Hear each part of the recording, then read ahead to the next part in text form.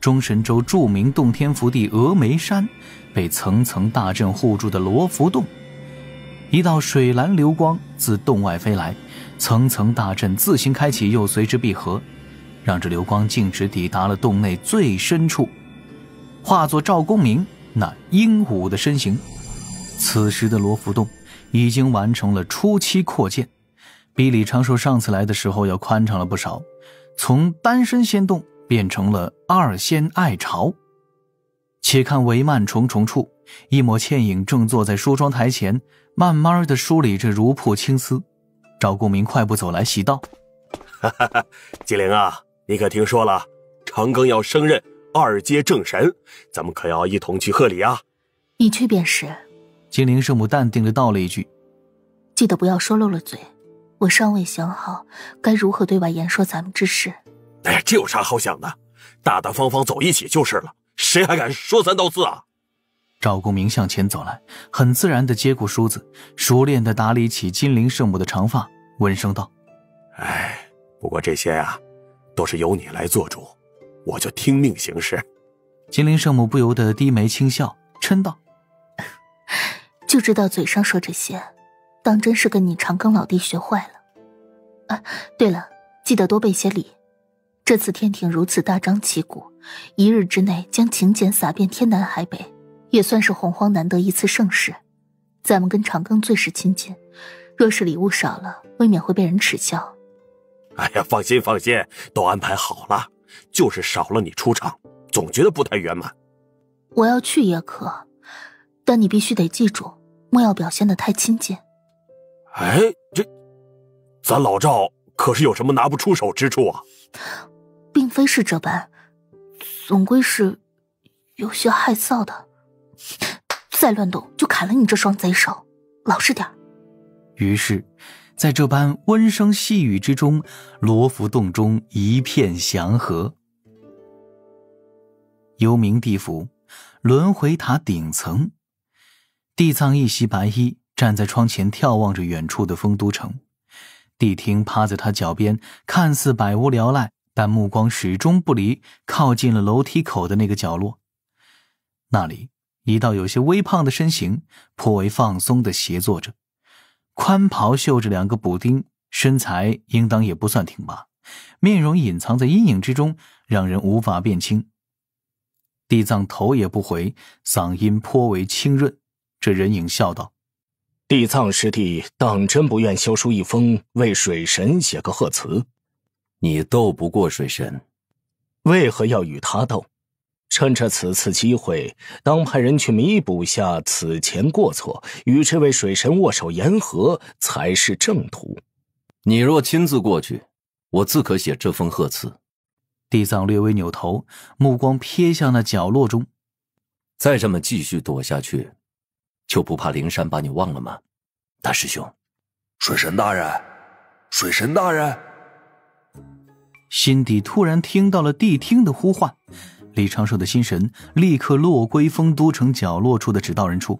谛听在他心底小声嘀咕：水神大人，您这个化身莫要回话，我担心被对方发现。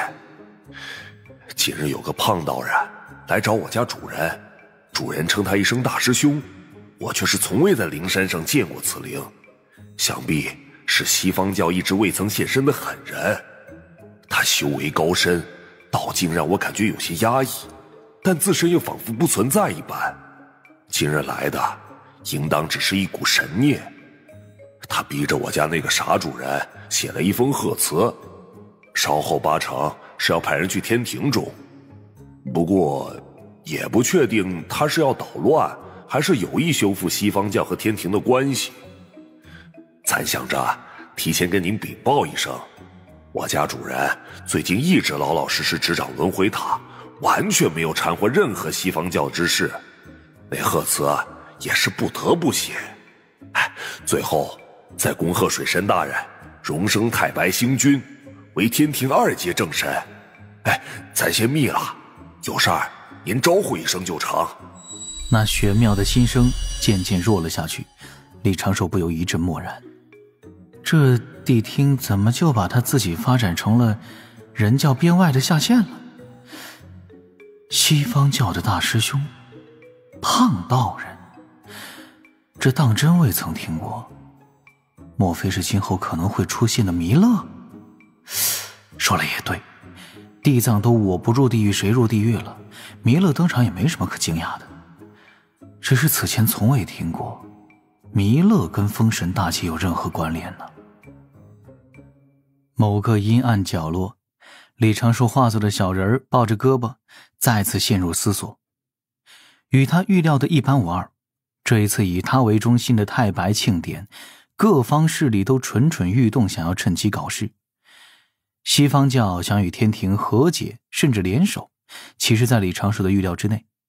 这已经是西方教此时能用的3个破局套路之一。其他2个破局之法分别是：其一，利用自己此前藏下的妻子，死命挑拨天庭与道门的矛盾，阐结之间的矛盾；其二，断臂自保，弃居保帅，于紫霄宫中卖惨，自退3步。这一次玉帝陛下广撒请柬，给了有些人进入天庭的机会，也给了西方教操作空间。所以说，玉帝陛下到底是故意的还是无心的？若是故意的，站在天庭的位置而言，这绝对是一步妙棋。天帝在这个节骨眼上要做的，就是平衡所有大教之间的力量，让对方互相牵制，在稍后的大劫中让天庭得到更多的好处，从而稳固自身地位。这无可厚非，李长寿也能理解。若是无心之举，就如那天庭300嫦娥总教习的名头一般，单纯就是想给他这个员工搞点福利，那就是纯属添乱了。这个摊子还是要他这个当事者自己来收拾。就当这是成为天庭普通权神必须付出的一点代价吧。赞美玉帝。心神挪回小雄峰丹房，指导人看向远处灵湖旁，见到在树下打坐的灵娥，以及灵娥肩头正缓慢旋转的3寸高小塔。微风拂过，灵娥长发轻轻飘舞，身上那轻薄的练功服散发着淡淡柔光。李长寿的嘴角露出少许安稳的笑意。来吧，博弈、算计、阴谋、阳谋，通往安稳日子的路途总归是不安稳的。今日费尽心思只为我经历的这些，不会烦扰身后之人。明日稳中求胜，不过是为救我想救之人，为让我自身于洪荒天地间不留遗憾。怎么突然有了这般老父亲的心态？轻笑了一声，李长寿的心神归于天庭水神府。那一具即将在稍后登场的金仙境指导人坐在书案后静静凝神。这具指导人本身由上古灵树树浆凝练而成，配备了3颗核心金丹，并采用了李长寿最新整理出的各类禁制，再有身上那一尘不染的白袍为灵宝仙衣，可以大大弥补指导人本身脆弱的缺憾。这一次大典，他同时也代表了天庭仙神的形象，多多少少要注意一些细节，免得让人取笑。于是10日后，天将拂晓时，仿佛此前约好的一般，洪荒5部洲各处掠起道道流光，自昆仑山，自四海仙岛，自玉虚宫，自碧游宫，自天外，朝着天庭5大天门汇聚而去。各处天门，天兵天将抬头挺胸，身着鲜亮战甲，手扶明亮长枪，道道气息连为一体，面对金仙也是丝毫不低头。且看白玉铸作的天门之上，3把神剑神光环绕，天庭威严此刻尽显。最先一批赶来天庭的，水中神州各大仙门的掌门、山主、长老等等。但凡与道门有关的仙门仙宗，这一次都接到了天庭的请柬，也都派了能代表本门的高手前来。一时之间，在天庭往来进出者竟没几个天仙。洪荒自上古至今到底积累了多少长生仙，今日可见一斑。随后赶来的便是道门三教一些不太重要的弟子。阐教玉虚宫来了数十位仙人，截教各仙岛精挑细选了数百男女。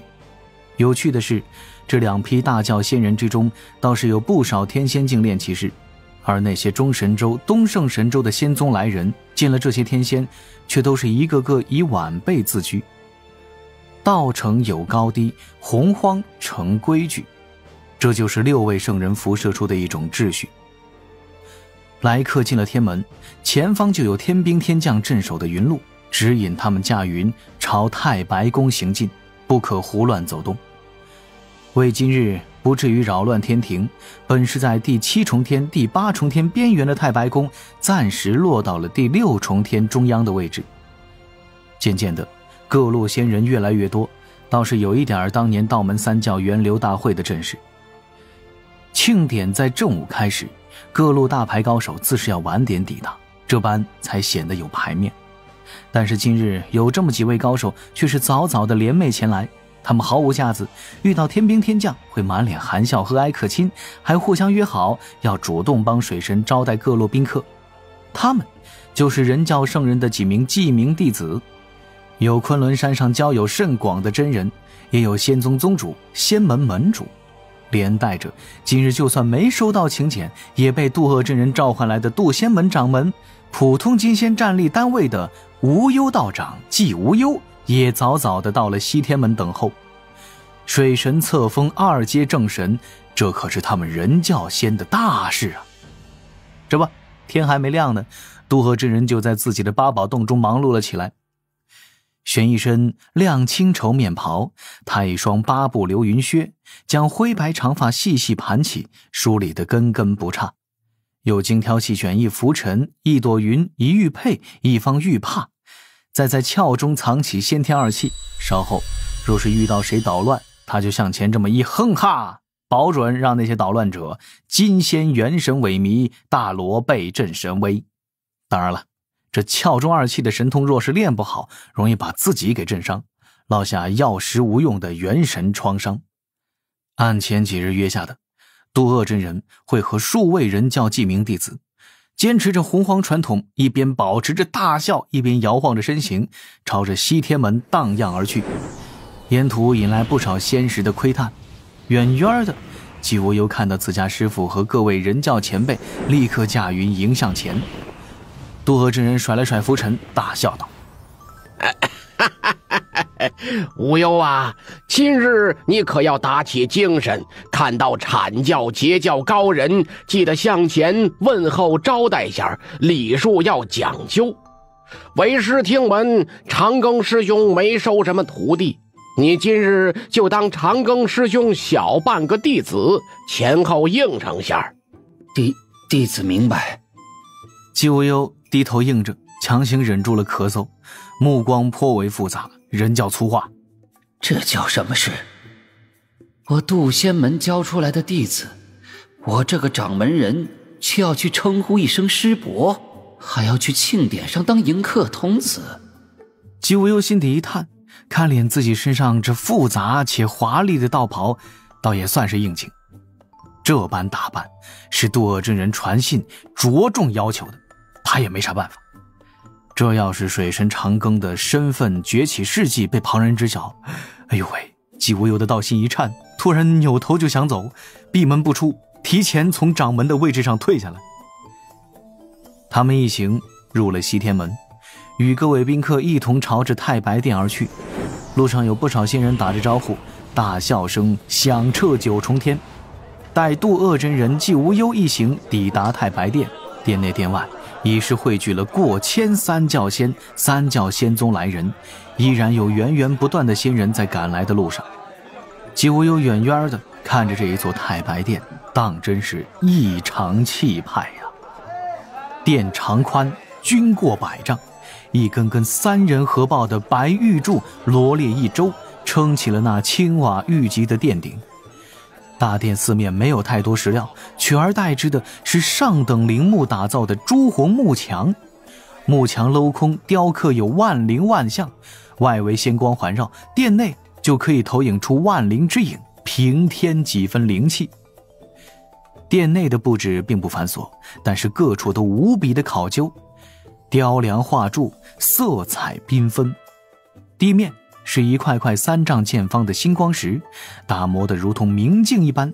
为了避免女仙尴尬，此时弥漫着尺厚的仙雾。殿顶在内看共分为8层，9数为极，8层也就代表着这大殿的主人一神之下的权臣地位。穹顶最高处雕刻着日月星辰，其下是楼台殿宇，再向下是老翁对弈、童子骑鹤、龙飞凤舞、瑞兽呈祥，各类壁画不一而论，妙笔神韵数不胜数。这穹顶各处也有满满的太清元素，阴阳双鱼随处可见，乾坤池、玄黄塔也反复出现。此时殿中仙人大多都在品评殿顶这一幅幅画作，各自都有不同的解读。殿内未设高台，今日也未增座椅，毕竟只是来观礼。殿前有36层白玉阶，阶下是一片方方正正的广场，四周围绕着栏杆，正中摆放着香炉。单说气派，已经是超过了兜率宫许多。李长寿的仙师看到这些也略微有些纳闷，他自己一个人至于弄这么大的地方吗？总感觉玉帝和木工在疯狂地暗示着什么。且说渡恶真人纪无忧一行到了殿前，在侧旁天兵天将的瞩目下射击而上。正在殿门前站着的2名小将同时眼前一亮，右侧的敖乙还没有来得及做出反应，左侧的卞庄一个箭步就冲了出去。家族传承，专业迎客。卞庄不断地拱手做着道揖，与渡恶真人一阵寒暄，并在不经意间露出了自己的9齿钉耙，证明自己也是人教门人。于是片刻后，渡恶几位人教老一辈太清记名弟子进入了大殿，纪无忧被渡恶真人给留了下来，站在了卞庄和敖乙身侧，面露微笑迎来送往。他道袍太过招摇了，本身又英俊帅气，又走的是清静无为的修行路子，自身的气质颇为出众，让不少仙子纷纷侧目。想一头撞死之心从未如此确切。